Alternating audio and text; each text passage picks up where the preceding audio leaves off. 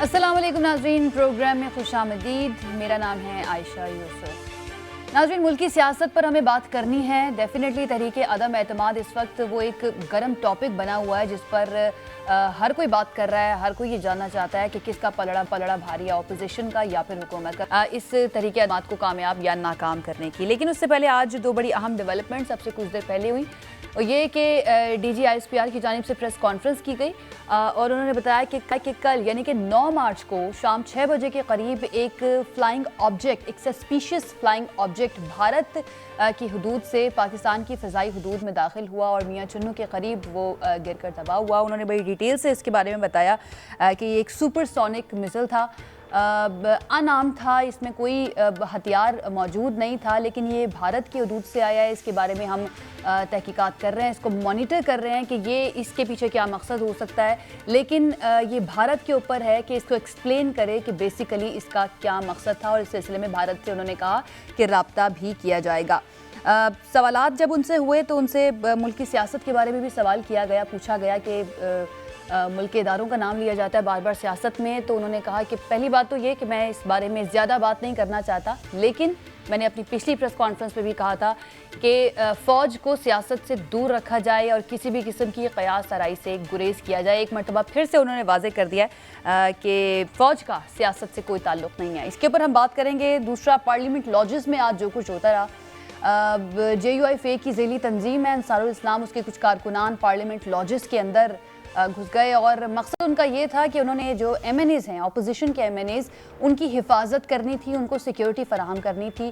जिसके बाद वफाकी पुलिस वहाँ पर गई और ऑपरेशन शुरू हुआ और ये भी इत्तलात आई कि कई कारकुनान पर तशद्दुद हुआ, कुछ MNAs पर भी तशद्दुद हुआ, कुछ को गिरफ्तार भी कर लिया गया। मौलाना फजलुर रहमान वहाँ पर पहुँचे, उनके हमरा नून लीग के कुछ दीगर रहनुमा भी मौजूद थे। उन्होंने ये कहा कि हमारी ये फ़ौज यहाँ पर इसलिए आई थी, हमारे कारकुनान यहाँ पर इसलिए आए थे क्योंकि हमें ख़दशा है कि इस्लामाबाद पुलिस हमारे MNAs को अगवा करना चाहती है इस हुकूमत की, यानी पाकिस्तान तहरीक इंसाफ की हुकूमत की ईमा पर, ताकि तहरीक अदम एतमाद जो है उसको कामयाब ना किया जा सके। इस वक्त भी ऑपरेशन वहाँ पर जारी है। कई कारकुनान जो हैं उनको गिरफ्तार किया गया है, नामालूम मकाम पर मुंतकिल भी कर दिया गया है। इसके ऊपर हमने बात करनी है और डेफिनेटली मुलाकातें जारी हैं और मुशावरत का सिलसिला जो है वो भी जारी है और ये तब तक जारी रहेगा जब तक तहरीक अदम एतमाद पर वोटिंग नहीं हो जाती। इसके ऊपर हम बात करेंगे। हमारे साथ मौजूद हैं आज हमारे मेहमान माहिर कानून राजा आमिर अब्बास साहब हमारे साथ मौजूद हैं। इनसे ज़रा जानने की कोशिश करेंगे कि किस तरीके से ये जो फ्लोर क्रॉसिंग के मामले में हर शख्स अपनी अपनी इंटरप्रिटेशन कर रहा है, हुकूमत अपनी इंटरप्रिटेशन कर रही है, अपोजिशन अपनी वजाहत पेश कर रही है इस कानून से मुतालिक। इनसे ज़रा क्लियरली जानने की कोशिश करेंगे कि फ्लोर क्रॉसिंग का कानून जो है वो कहता क्या है और इस पर क्या हो सकता है। जनरल रिटायर्ड अमजद शुएब साहब सीनियर तज्ज़ियाकार हमारे साथ मौजूद हैं, उनसे इस बारे में बात करेंगे। और मुज़म्मिल सोहरवर्दी साहब सीनियर तज्ज़ियाकार हमारे साथ मौजूद होंगे, उनसे भी बात करेंगे। बहुत शुक्रिया मेहमानों का हमें ज्वाइन करने के लिए।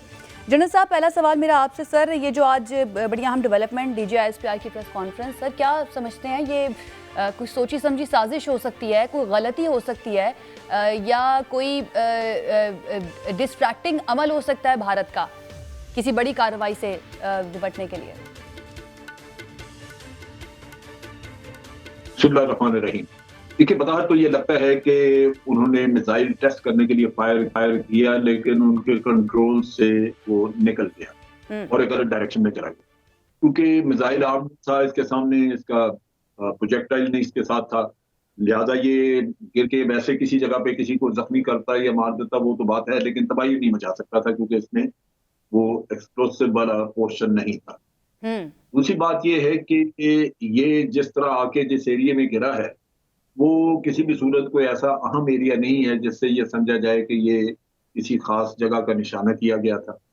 तो लगता यही है कि ये इन्होंने टेस्ट किया है किसी वेपन सिस्टम को और वो इनके कंट्रोल से निकल गया है और उसके बाद फिर ये बोले नहीं करके खामोशी से पी गए हैं। अब चूंकि यहाँ पे सारा कुछ ट्रैक हो गया है तो मेरा ख्याल है कि इसके ऊपर जो क्वेश्चन उठाए गए और आगे मजीद भी जब तहकीकात होंगी कि किस किस्म का वेपन है ये, तो फिर भारत से जवाब मांगा जाएगा। और इसके अलावा वैसे भी ये खतरनाक था कि इतनी हाइट पे जो चीज उड़ के और आपके कंट्रोल से बाहर हो जाए और ऐसे रास्ते पे जा उड़े जहाँ पे कि सिविल एयरलाइंस वगैरह ऑपरेट करती हों, तो बहुत बड़ा हादसा हो सकता है क्योंकि इसकी रफ्तार बहुत ज्यादा है और इतनी जो हमारे एयरलाइनर्स हैं उनकी जहाज की रफ्तार इतनी नहीं होती। नतीजा ये है कि ये किसी को हिट करता तो वो तबाही मच जाती। तो उस लिहाज से भी मैं समझता हूँ कि ये इंतहाई गैर जिम्मेदार मुजरिमाना कार्रवाई है। उस पर होनी चाहिए, इससे सर्जनेट होनी चाहिए, पूछना चाहिए। सही तो आइंदा वैसे के लिए इसके एहतियाती तदाबीर वगैरह। सही सही ठीक है। और जी it is for India to explain, ये DGISPR की जानिब से भी कहा गया कि अब इंडिया से रब्ता किया जाएगा और पूछा जाएगा कि बेसिकली ये क्या था, ये किस तरह का अमल था। लेकिन अभी हमें नहीं पता कि ये गलती थी या फिर इंडिया की इंटेंशंस क्या थी। तो पाकिस्तान इस सिलसिले में क्या कर सकता है?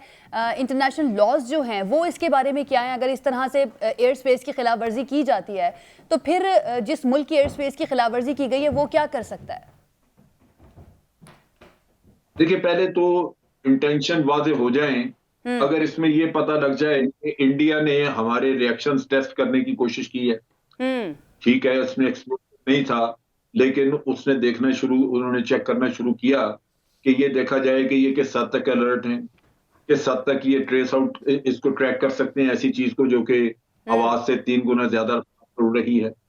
तो वो भी हो सकता है। इंटेंशन इसके पीछे दूसरी भी हो सकती हैं कि आप एक सिस्टम को टेस्ट कर रहे हैं पाकिस्तान साइड पे कि ये किस हद तक अलर्ट। मेरा अपना अंदाजा है कि इसमें मिसाल के तौर पे अगर हम ये देखें कि ये मिसाइल वाकई मिसाइल होता जिसमें कि एक्सप्लोसिव भी होता तो बड़ी तबाही होती।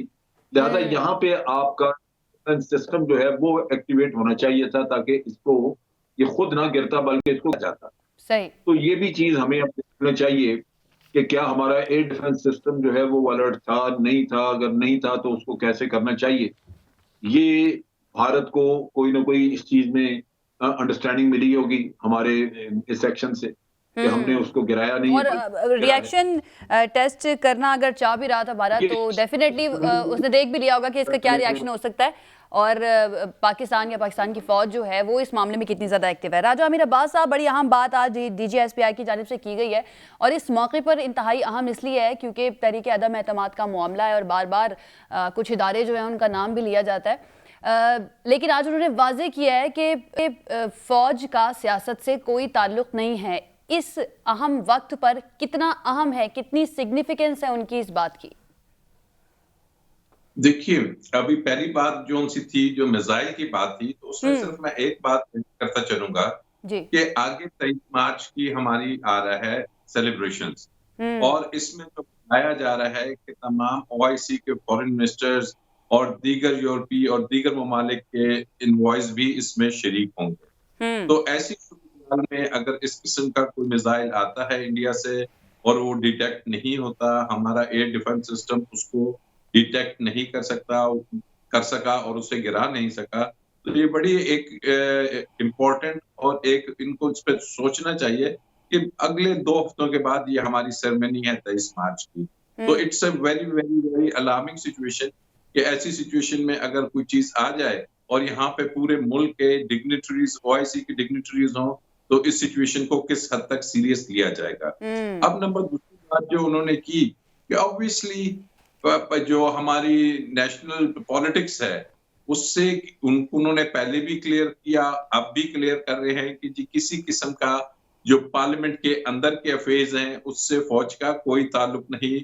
और इवन जो हमारा आइन है वो ये एक किसी भी सियासी जो अपोजिशन की पार्टीज हैं उन्हें ये राइट देता है कि वो वोट ऑफ नो कॉन्फिडेंस लाएं। लेकिन एक अमर बड़ा इंपॉर्टेंट है कि अगर किसी स्टेज पे ये डिटेक्ट होता है या ये चीज सामने आ जाती है या शवायद ऐसे मिलते हैं कि जनाब ये हमारे मुल्क को डिस्टेबल करने के लिए कहीं कोई इंटरनेशनल एस्टेब्लिशमेंट प्ले तो नहीं कर रही, कहीं जो 5th जनरेशन वॉरफेयर की बात होती है तो कहीं ऐसा तो नहीं कि कुछ मिल मिला के मुल्क को डिस्टेबिलिटी की तरफ ले जाने के लिए इस किस्म की कोई कोशिश की जा रही है। तो अगर ये चीज सरफेस करके सामने आ गई कि जनाब इसके पीछे इंटरनेशनल कैरेक्टर्स हैं, इंटरनेशनल कोई थीम है, कोई सोच है, या जैसे कि माजी में हमने देखा कि बहुत से ममालिक में यूरोप की तरफ से, वेस्ट की तरफ से रिजाइम्स को, हुकूमतों को चेंज किया गया। तो अगर इस किस्म का एलिमेंट आया सामने तो फिर मैं नहीं समझता कि जो हमारी इस्टेब्लिशमेंट है वो इसको एक डोमेस्टिक इशू लेके चलेगी, क्योंकि फिर उसको समझ आ जाएगी ये एक इंटरनेशनल कोई कॉन्स्पिरेसी हो रही है जो ममलिकत पाकिस्तान के खिलाफ है, स्टेट के खिलाफ है। उन्हें तो फिर आपको लगता है कि फिर कोई रोल प्ले किया जा सकता है मुल्की इदारों की जानिब से? किया जाना भी चाहिए, ना सिर्फ जा सकता है, किया जाना चाहिए, क्योंकि पाकिस्तान को अगर बड़ी मुश्किल से अब स्टेबिलिटी की तरफ चला है, तो ये इन तमाम अदारों का जो मुल्क में मौजूद है, ये फर्ज है कि इस चीज को मॉनिटर करें और इसमें अगर कोई ऐसी चीज आती है तो उसके रोकने के इकदाम भी करें। सही। मुज़म्मिल सोहरावर्दी साहब ने भी हमें ज्वाइन कर लिया। सर, वेलकम करूंगी आपको शो में। सर, आपको क्या लगता है, एक तो आज जो DGISPR की जानिब से प्रेस कॉन्फ्रेंस की गई, उन्होंने जो है वाज़े किया इस बात को कि फ़ौज को ना घसीटा जाए। अपनी पिछली प्रेस कॉन्फ्रेंस में भी उन्होंने ये बात की थी, लेकिन साथ ही साथ जो भारत की तरफ से ये काम किया गया, डेफिनेटली इंटेंशंस तो वाज़े नहीं है कि उनसे कोई गलती हुई है या फिर जानबूझ के उनकी जानिब से ये किया गया है। मुल्की सियासत में ये सारी चीज़ों को आप किस तरह से देख रहे हैं और DGISPR के इस बयान को सियासत से मुताल्लिक क्या देख रहे हैं? लेकिन जो आज उनकी प्रेस कॉन्फ्रेंस थी उससे ये तो समझ आ गई कि अगर इंडिया को मिसाइल लॉन्च करेगा तो हमारा रिस्पांस टाइम 6 मिनट से कम है। हमारे पास 6 मिनट से कम टाइम होगा उसको रिस्पॉन्ड करने के लिए, क्योंकि अगर 6 मिनट में वो मियाँ चन्नू तक है तो अगर वो कहीं और से भी लॉन्च करें तो इसका मतलब है 6 मिनट से तो कम टाइम होगा रिस्पॉन्ड करने के लिए। लिहाजा हमने अपना जो भी एयर डिफेंस सिस्टम इस मिसाइल टेक्नोलॉजी को काउंटर करने के लिए लगाया हुआ है या लगाना हमें चाहिए, उसका रिस्पॉन्स टाइम तो 6 मिनट से कम होगा ही, तो हम भारत के इस मिसाइल टेक्नोलॉजी का मुकाबला कर सकते हैं।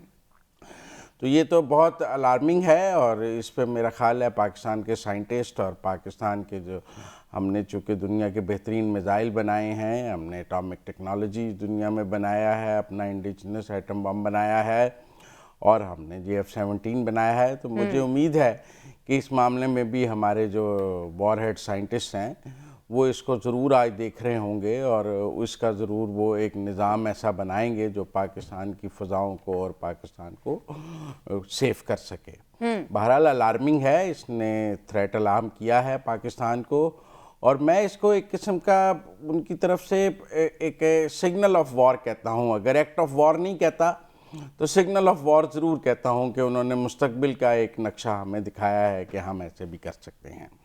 कोई गलती से नहीं आता ऐसा मिसाइल, आप इस तरफ मैं नहीं मानता। दूसरा, जहाँ तक है कि वो सियासत में गैर जानिबदार हैं, इस वक्त तो मुल्क की सारी सियासी कुव्वतें कह रही हैं कि वो गैर जानिबदार हैं, उनको कहने की ज़रूरत ही नहीं है। आप देखिए ना, इस वक्त तो अपोजिशन और हुकूमत दोनों कह रहे हैं कि वो गैर जानिबदार हैं। इस वक्त तो पाकिस्तान की तमाम सियासी इकाइयाँ यक ज़ुबान कह रही हैं कि वो गैर जानिबदार हैं और उनका सियासत में कोई किरदार नहीं है। और ऐसा तो 2018 या बल्कि आप कहें 2014 वगैरह के बाद भी फर्स्ट टाइम आया है पाकिस्तान में ये पीरियड कि जब मुल्क की तमाम सियासी पार्टियां, सियासी लीडर यक ज़ुबान कह रहे हैं कि वो न्यूट्रल हैं और उनका कोई किरदार नहीं है और वो सियासत में उनकी कोई मुदाखलत इस वक्त नहीं है। किसी बात पर तो इत्तफाक हुआ। हाँ, इस बात ये तो इस वक्त नेशनल कंसेंसस लगता है मुझे कि आप देखें ना, हुकूमत भी कह रही है कि उनको हटाने में कोई फौज का तो कोई किरदार नहीं है। वो इंटरनेशनल एस्टेब्लिशमेंट की तो बात करते हैं लेकिन वो पाकिस्तान की एस्टेब्लिशमेंट की तो बात नहीं करते हैं। इसी तरह जो ऑपोजिशन है वो भी ये नहीं कह रही है कि हमारे रास्ते में कोई एस्टेब्लिशमेंट है, कोई अंपायर है, कोई हमें रोक रहा है, बल्कि वो कह रहे हैं लेवल प्लेइंग फील्ड है। तो मुझे तो ऐसा कुछ 6, 7, 14 से पहले शायद कभी हो, लेकिन बहुत ही कम ऐसा हुआ है कि पाकिस्तान की तमाम सियासी कुव्वतों ने यक जुबान होकर कहा है कि फौज न्यूट्रल है। और DGISPR का कहना अपनी जगह इंपॉर्टेंट है, लेकिन सियासी जमातों का कहना तो ज्यादा बड़ी बात है ना। इल्जाम भी वो हमेशा इल्जाम लगाते हैं, तो इस वक्त तो वो भी कह रहे हैं। और जहां तक राजा आमिर साहब ने बात की है कि ये इंटरनेशनल एस्टेब्लिशमेंट और मैं समझता हूं कि इसमें भी हमें अब पाकिस्तान के इंटेलिजेंस इदारों को अंडर असेस करने की ज़रूरत नहीं है।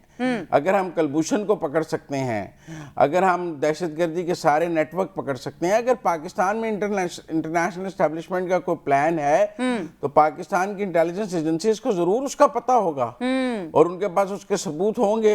ये इल्ज़ाम लगाने वाली बात तो है ही नहीं है कि जब आप पर एतमाद आए तो आप कह दें कि ये अमेरिका ने आई है। अगर ऐसा होता तो मुझे उम्मीद है आज DGISPR अपनी प्रेस कॉन्फ्रेंस में वो भी बता देते कि ये हो रहा है। और वो इसको अनफोल्ड कर देती ISI इसको पकड़ के। अगर ऐसा होता तो मैं नहीं मानता कि इमरान खान को तो पता है, फवाद चौधरी को तो पता है, शहबाज गिल को पता है, लेकिन ISI को नहीं पता है, MI को नहीं पता। वो ये भी कह रहे हैं कि अब हम सबूत भी पेश करेंगे। हसास इदारे जो हैं वो बेजुबान बैठे हैं और इनको बड़ा पता है। मुजम्मिल साहब वो कह रहे हैं कि हम तो सबूत भी पेश करेंगे। जनरल साहब वो सबूत हमारे इदारों के, रियासती इदारों के पास नहीं है, इनके पास हैं। अफसोस की बात है। जनरल साहब ये भी कहा जा रहा है कि अब वजीर आजम साहब ने, इस हुकूमत ने ये तय कर लिया है कि किसी भी तरह से इस तरीके अदम एतमाद को नाकाम बनाना है, उसके लिए चाहे कुछ भी करना पड़े, चाहे ताकत का इस्तेमाल भी करना पड़े। तो फिर सूरत हाल तो हमें इंतशार की तरफ जाती हुई नजर आ रही है। आज जिस तरह से पार्लियामेंट लॉजेस में हमारे सामने सूरत हाल आई, MNAs पर तशद्दुद किया गया, कारकुनान नहीं जाना चाहिए था उनको, लेकिन वो वहां पर गए, उन पर भी तशद्दुद हुआ, गिरफ्तारियां हुई। मौलाना फजल रहमान साहब ये कह रहे हैं कि पुलिस हमारे MNAs को गिरफ्तार या अगवा करना चाहती थी, इसलिए हमारे कारकुनान यहाँ पर उनको सिक्योरिटी देने के लिए आए हैं। तो सर आपको भी ऐसा नजर आ रहा है कि सूरत हाल तो फिर इंतशार की तरफ जा रही है, तसादुम की तरफ जा रही है?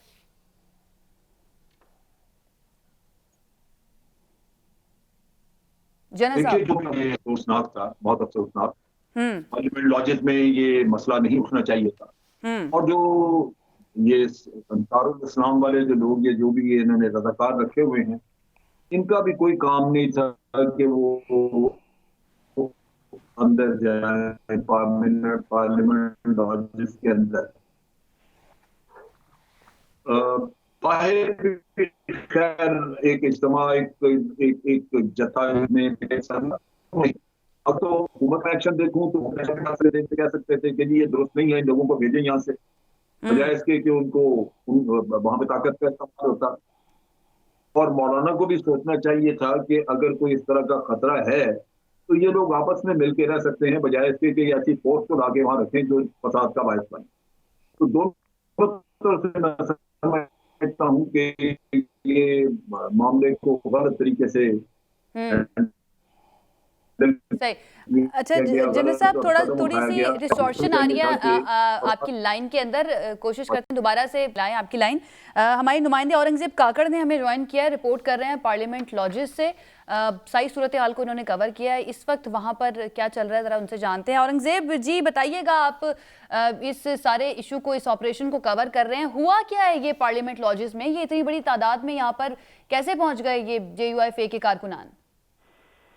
जी, गुज़िश्ता रोज़ जो मौलाना फजल रहमान जो PDM के सरबराह है, उनकी जानिब से जो है वो के रवा हफ्ते या जो 20 तारीख से पहले वज़ीर-ए-आज़म के खिलाफ तहरीक एतमाद पेश होने जा रही है। इस हवाले से अपोजिशन जमातों ने भी अपनी जो हिकमत अमली है वो तय की थी, जिसके बाद PDM के सरबराह ने जो GUI और दीगर जो अपोजिशन जमातों के जो अरकान कौमी असम्बली, उनके तहफ़्फ़ुज़ के लिए और उनको जो अंसारुल इस्लाम की जो फोर्स है उन्हें डिफ्यूट करने के लिए उनकी जानिब से ऐलान किया गया। आज जो 4 या 5 बजे के करीब अंसारुल इस्लाम की जो रज़ाकार है, जो फोर्स है, वो जैसी डी चौक पहुंची तो इस्लामाबाद पुलिस की जानिब से जो उन्हें रोका गया, जिसके बाद जो जमात इस्लाम के 2 अरकान कौमी असम्बली की जानिब से उन रज़ाकारों को जो है वो गाड़ियों में जो है वो पार्लियामेंट लॉजेस जो है वो पहुंचा दिए गए। जिसके बाद जो है जो रज़ाकार थी उनकी तादाद कोई 50 से 60 जो है वो बताई जा रही है। जिसके बाद मगरिब के टाइम जो है जो इस्लामाबाद पुलिस की जानिब से जो रज़ाकार है उनके खिलाफ जो है वो ऑपरेशन करने का फैसला किया गया। गो कि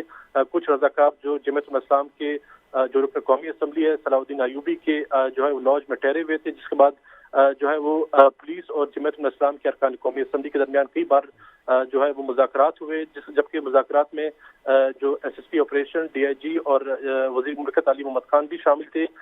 जिसके बाद मुज़ाकरात नाकाम हुए तो DIG की जानिब से ये हुक्म दिया गया कि रज़ाकारों को जो कोई उनकी तादाद कोई 50 से 60 बताई जा रही है, उनके खिलाफ जो है ऑपरेशन करने का फैसला किया कि जैसे ही जो है ऑपरेशन शुरू हुआ तो रज़ाकार जमात इस्लाम की अरकान कौमी असम्बली, जबकि सेनेटर कामरान मुर्तज़ा, उनके बाद जो मुस्लिम लीग नून का वफ्द जो है वो इज़हार यकजहती के लिए आए थे। तो इस हवाले से पुलिस और जो PDM जमातों के रहनुमाओं के दरमियान जो है वो तसादुम हुआ, जिसके बाद पुलिस की जानिब से 30 से ज़ायद जो रज़ाकार, जिनमें रुकन कौमी असम्बली सलाउद्दीन अयूबी, जिनका ताल्लुक जमात इस्लाम से, उन्हें भी गिरफ्तार किया गया। जिसके बाद जो है हालात काफी कशीदा हुए, जिसके बाद पीपल्स पार्टी, मुस्लिम लीग नून और दीगर जमातों के वफ्द वो जो है वो पार्लियामेंट लॉजेस जो है वो पहुंचना शुरू हुए। जिसके बाद जो है हालात काफी कशीदा रहे। गो के पीपल्स पार्टी के रुकन कौमी असम्बली आगा रफीउल्लाह की भी जो है वो पुलिस एहलकारों के साथ झड़प हुई। उन्होंने पुलिस की गाड़ी पर दावा बोला। ये बताइए औरंगजेब, आपने कहा कि मुज़ाकरात हुए थे लेकिन नाकाम हो गए, ये मुतालबा क्या कर रहे थे? क्या ये चाह रहे थे कि ये अपने MNAs की सिक्योरिटी पर तैनात रहें, इनको इजाजत दी जाए? जी, पीडीएम सरबराह मौलाना फजल रहमान की जानिब से जो है ये क्लियरली इंस्ट्रक्शन दी गई जो अपोजिशन जमातों के जो अरकान कौमी असम्बली है उनके तहफ़्फ़ुज़ के लिए रजाकार फोर्स जो है वो डिप्यूट किए जाए, जिसके बाद जो है आज रजाकार अपने MNAs जो जिनका ताल्लुक मुस्लिम लीग नून, JOI, पीपल्स पार्टी और दीगर जमातों के जो MNAs उनके तहफ़्फ़ुज़ के लिए पार्लियामेंट लॉजेस पहुंचे, क्योंकि जो अपोजिशन जमातों को खतरा था कि उनके जो अरकान है उन्हें गिरफ्तार किया जा सकता है या उन्हें जो है वो लापता किया जा सकता है। तो उनकी सिक्योरिटी के लिए जो जमात इस्लाम के जो रजाकार फोर्स है, अंसार इस्लाम के नाम से जो फोर्स है वो पार्लियामेंट लॉजेस पहुंची। पुलिस और जो जमात के दरमियान जो है मुज़ाकरात के 4 दौर हुए, जिसमें जो चारों जो दौर से राउंड थे वो जो है नाकाम हुए, जिसके बाद पुलिस की जानिब से ऑपरेशन करने का फैसला किया गया। पुलिस को भी जो है काफी मजम्मत का सामना करना पड़ा। बिल्कुल, हमने फुटेजेस देखी हैं, कवर भी करता रहा GNN। ये बताइएगा औरंगजेब कि अब गिरफ्तारी किस किस की हुई है? जी, इसमें रुकन कौमी असम्बली मौलाना सलाउद्दीन अयूबी, मौलाना जमालुद्दीन, जिनका ताल्लुक जो है जमात इस्लाम से है, दोनों अरकान कौमी असम्बली को जो है 30 रजाकारों समेत उन्हें गिरफ्तार कर दिया गया, जिन्हें थाना सेक्रेटेरिएट मुंतकिल कर दिया गया है।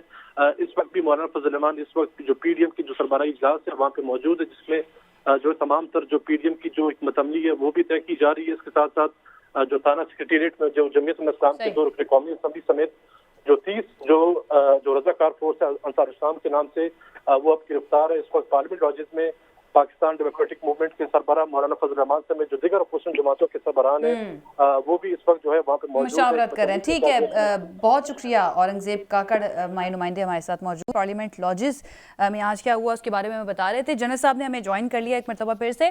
जी जनरल साहब, आज जो पार्लियामेंट लॉजेस में हमें नजर आया है, MNAs गिरफ्तार हुए, कारकुनान को गिरफ्तार किया गया और कह ये रहे थे कि हमें डर है कि पुलिस हमारे MNAs को अगवा कर लेगी। तो क्या इस हद तक भी जाया जा सकता है इस तरीके अदम एतमाद को नाकाम करने के लिए कि ऑपोजिशन के MNAs रुकने कौमी असम्बली जो हैं उनको अगवा करना शुरू कर दिया जाए? देखिए, ये के खदशात हैं, ठीक भी हो सकते हैं। किसी भी खदशे को या किसी भी ऐसी गैर कानूनी अगर कोई हरकत होती है तो उसको रोकने के लिए आप गैर कानूनी अमल नहीं कर सकते। यहाँ पे ये लेके इस लश्कर को लेकर मैं समझता हूँ कि वो भी एक गलत काम था, नहीं करना चाहिए था। लेकिन दूसरी तरफ हुकूमत को भी चाहिए था कि वो अमल का मुदारा करते और मुज़ाकरात के जरिए लोगों को वहां से निकालते और कहा जा सकता था, उनको यकीन दहानी कराई जा सकती थी कि आपका कोई MNA वगैरह नहीं यहाँ से कहीं गायब होता। और वैसे भी आप जब MNAs को आपने अपने कंट्रोल में रखना है तो वो अमूमन मिल के रहते हैं। वो ये नहीं होता कि अकेले अकेले कहीं फिरते रहें, वो मिल के रहते हैं ताकि एक दूसरे के साथ हों तो उससे उनको एक दूसरे के ऊपर निगाह रखने की कम से कम कोई सहूलत हो।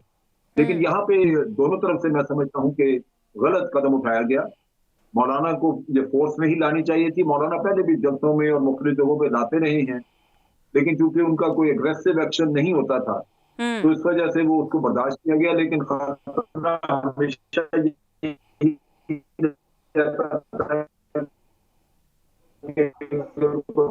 फसाद हुआ तो मौलाना की मेरा ख्याल है कि ये इस तरह की फोर्स बनाना ही वो मुनासिब नहीं है। रियासत में कभी उस फोर्स को इस्तेमाल को कर ले, कोई निकला मसला तो वो बड़ा खून खराबा हो सकता है उसमें। तो दोनों साइड से मैं समझता हूँ कि इसको कोई अक्लमंदी से नहीं काम किया गया। अक्लमंदी से काम नहीं किया गया, लेकिन क्या इसको बेहतर तरीके हैंडल किया जा सकता था? इस्लामाबाद पुलिस की जानिब से एक ब्रेक के बाद इस पर आकर बात करेंगे। Stay with us.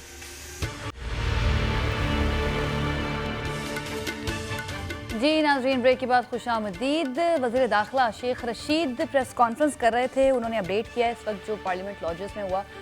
उन्होंने कहा कि हमने किसी MNA को गिरफ्तार नहीं किया, ये थाने में बैठे हुए हैं और अपनी मर्जी से ही बैठे हुए हैं। लेकिन उन्होंने कहा कि इस वक्त जो सूरत हाल है मुल्क की, पाकिस्तान को बहरान में डालने की कोशिश की जा रही है, तो ऐसा ना किया जाए तो बेहतर होगा। बहरहाल पार्लियामेंट लॉजेस के मामले पर हमने काफ़ी बात कर लिया, लेकिन एक चीज़ जिसका मैंने शुरू में भी जिक्र किया था कि फ्लोर क्रॉसिंग लॉ जो है उसकी डिफरेंट इंटरप्रिटेशन हमारे सामने आ रही हैं। इसकी सही इंटरप्रिटेशन है क्या? क्योंकि हुकूमत कह रही है कि स्पीकर को ये इख्तियार है कि पार्टी पॉलिसी के खिलाफ जाकर वोट देने वाले का वोट काउंट ना करे या फिर उनको वोट कास्ट करने से रोका जाए। तो क्या वाकई में ऐसा है या नहीं? राजा मीर अब्बास साहब, आपसे मैं जानना चाहूँगी, आर्टिकल 63A बेसिकली कहता क्या है फ्लोर क्रॉसिंग के बारे में?